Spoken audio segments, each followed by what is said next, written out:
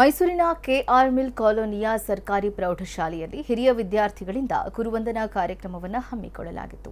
ಕೆಲ ದಿನಗಳಲ್ಲಿ ನಿವೃತ್ತಿ ಹೊಂದುತ್ತಿರುವಂತಹ ಗಣಿತ ಶಿಕ್ಷಕ ಎಂಎಸ್ ರವಿಶಂಕರ್ ಅವರಿಗೆ ನಡೆದ ಗುರುವಂದನಾ ಕಾರ್ಯಕ್ರಮದಲ್ಲಿ ದೇಶದ ನಾನಾ ಭಾಗಗಳಲ್ಲಿ ಇರುವಂತಹ ಅವರ ಶಿಷ್ಯರು ಶಾಲೆಗೆ ಬಂದು ನೆಚ್ಚಿನ ಗುರುವಿಗೆ ನಮನವನ್ನು ಸಲ್ಲಿಸಿದ್ದಾರೆ.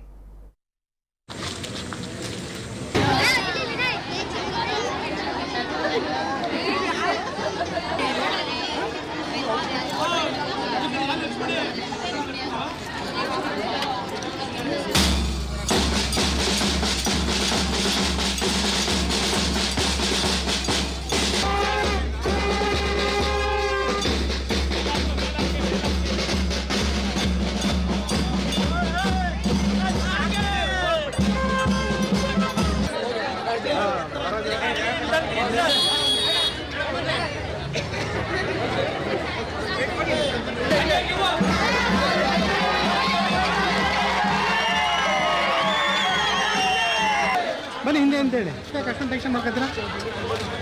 ಟೆನ್ಷನ್ ಮಾಡ್ಕೊತ ಕರೆಕ್ಟ್ ಮಾಡಬಾರ್ದು. ಹಿಂದೆ ಏನು ಪ್ರಾಬ್ಲಮ್ ಇಲ್ಲ, ಕರಿಬೇಕು ಹಿಂದ್ಗಡೆ ಬನ್ನಿ ಅಂತ. ಸರ್, ನಾನು ಈ ಶಾಲೆಗೆ ಬಂದು ಸುಮಾರು 5-5.5 ವರ್ಷಕ್ಕೆ ಆಗಕ್ಕೆ ಬಂತು ಸರ್. ನನಗೆ ಈ ಶಾಲೆಗೆ ಬಂದಾಗ ನಿಜವಾಗಿ ತುಂಬ ಇಷ್ಟ ಆಗಿದ್ದು ಈ ಶಾಲೆಯಲ್ಲಿ ಏನು ಅಂದರೆ ರವಿಶಂಕರ್ ಅವರೇ. ನಾನು ತುಂಬ ಅವರನ್ನು ಮಾತಾಡಿಸಿ ತಕ್ಷಣ ನನಗೆ ತುಂಬ ಮನಸ್ಸಿಗೆ ಮುಟ್ಟುವಂತೆ ಅವರು ನನಗೆ ಇಷ್ಟ ಆದರು ಸರ್.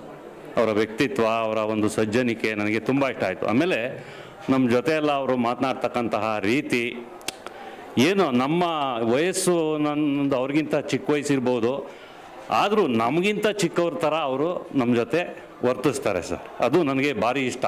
ಮತ್ತು ಅವರು ಇಲ್ಲೇ ಇರೋದರಿಂದ ನಾವು ಅವರನ್ನು ತುಂಬಾ ರೇಗಿಸ್ತೀವಿ.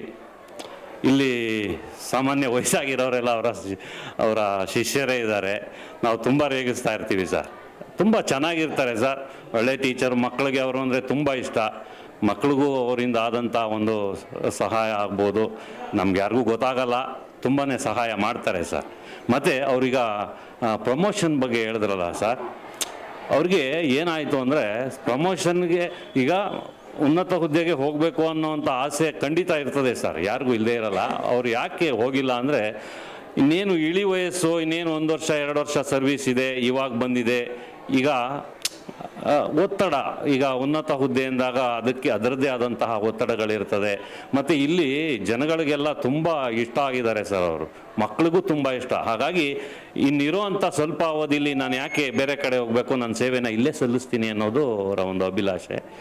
ಹಾಗಾಗಿ ಅವರು ಇಲ್ಲೇ ಇದ್ದಾರೆ ಸರ್. ಹೋಗಬಾರ್ದು ಅಂತ ಏನಿಲ್ಲ ಅವ್ರಿಗೆ, ಈ ಒಂದು ಕಾರಣಕ್ಕಾಗಿ ಅವರು ಇಲ್ಲೇ ಉಳಿದಿದ್ದಾರೆ ಸರ್. ನಾವು 1998ರಲ್ಲಿ ಇದೇ ಸ್ಕೂಲಿನ 8ನೇ ತರಗತಿಗೆ ನಾವು ಬಂದಾಗ ನಮ್ಮ MS ರವಿಶಂಕರ್ ಸರ್ ಆಗ ತಾನೇ 98ರಲ್ಲಿ ಈ ಸ್ಕೂಲಿಗೆ ಬಂದಿದ್ದರು.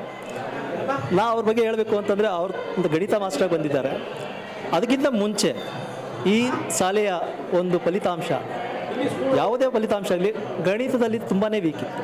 ಇವರು ಬಂದ ನಂತರ ಧೀರೆ ನಿಧಾನವಾಗಿ ಒಂದು ಹಂತಕ್ಕೆ, ಇವತ್ತಿನ ಹೇಳಬೇಕು ಅಂತಂದರೆ ಒಂದು 100ಕ್ಕೆ 99% ಒಂದು ಪರೀಕ್ಷೆಯಲ್ಲಿ ಉತ್ತೀರ್ಣರಾಗ್ತಿದ್ದಾರೆ. ಅದರಲ್ಲಿ ಗಣಿತದಲ್ಲಿ ಫೇಲ್ ಅನ್ನೋ ಮಾತೇ ಇಲ್ಲ ಅಂತ ಹೇಳ್ಬೋದು. ನಮ್ಮ ಕೆಆರ್ ಮಿಲ್ ಕಾಲೋನಿಯ ವಿದ್ಯಾರ್ಥಿಗಳು ಗಣಿತದಲ್ಲಿ ಫೇಲ್ ಅನ್ನೋ ಮಾತೇ ಇಲ್ಲ ಅನ್ನೋ ರೀತಿಗೆ ಅವರ ಪಾಠವನ್ನು ಮಾಡ್ತಾ ಇದ್ದಾರೆ.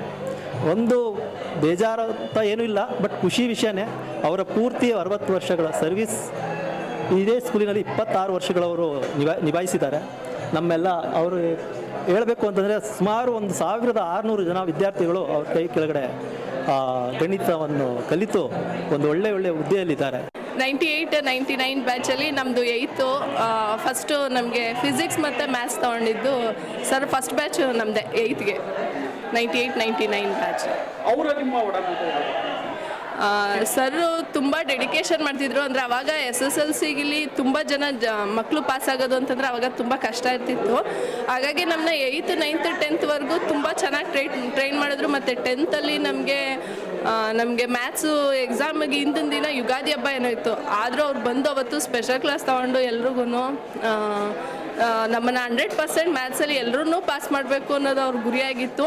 ಅದೇ ಥರ ಹೆಚ್ಚು ಕಮ್ಮಿ ನಾವೆಲ್ಲರೂ ಪಾಸ್ ಆಗಿದ್ವಿ ಮ್ಯಾಥ್ಸಲ್ಲಿ ಫಸ್ಟ್ ಟೈಮ್.